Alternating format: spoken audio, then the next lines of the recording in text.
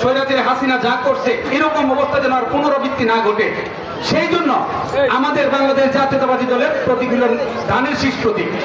ধানের শীষ হলো আপনার আমার সবার নিরাপত্তার প্রতীক। ধানের শীষ হলো বাংলাদেশ স্বাধীন যে বাংলাদেশ, এই যে সার্বভৌমত্বের নিরাপত্তার প্রতীক হলো ধানের শীষ।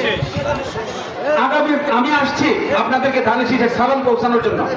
আগামী সংসদ নির্বাচন হবে ফেব্রুয়ারি মাসে।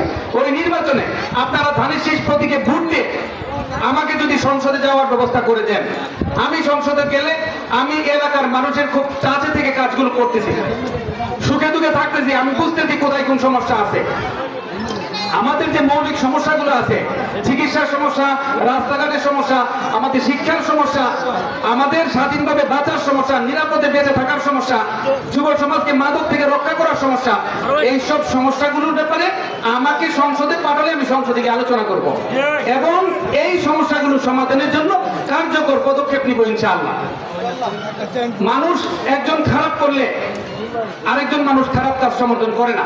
একজন যা করছে খারাপ করছে, আমরা কেউ খারাপ কাজ করব না। তাদের এই পরিণতি থেকে শিক্ষা নিয়ে আমরা আগামী দিনে বাংলাদেশ জাতীয়তাবাদী দলের ভারপ্রাপ্ত চেয়ারম্যান জননেতা তারেক রহমানের নেতৃত্বে বাংলাদেশকে একটা আদর্শ, একটা সমৃদ্ধশালী, একটা নিরাপদ বাংলাদেশ হিসেবে গড়ে তোলার সংগ্রাম করে যাচ্ছি।